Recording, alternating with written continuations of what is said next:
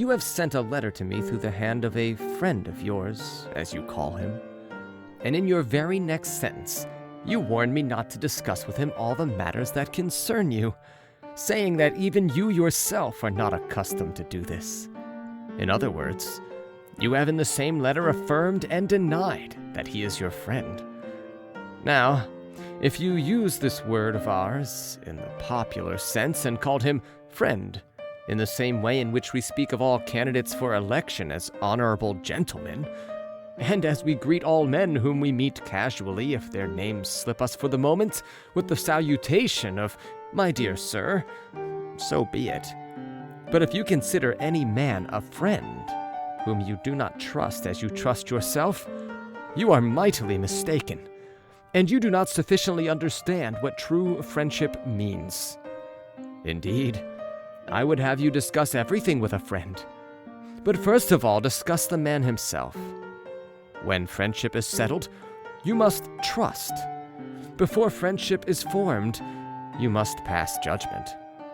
Those persons indeed put last first and confound their duties, who, violating the rules of Theophrastus, judge a man after they have made him their friend, instead of making him their friend after they have judged him. Ponder for a long time whether you shall admit a given person to your friendship, but when you have decided to admit him, welcome him with all your heart and soul. Speak as boldly with him as with yourself. As to yourself, although you should live in such a way that you trust your own self with nothing, which you could not entrust even to your enemy, yet, since certain matters occur which convention keeps secret, you should share with a friend at least all your worries and reflections.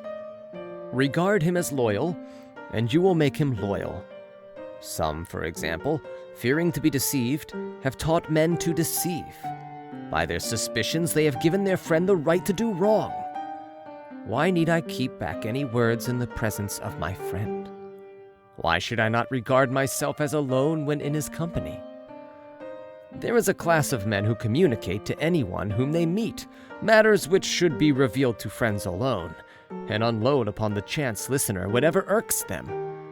Others, again, fear to confide in their closest intimates, and if it were possible, they would not trust even themselves, burying their secrets deep in their hearts. But we should do neither. It is equally faulty to trust everyone and to trust no one. Yet the former fault is, I should say, the more ingenuous, the latter more safe.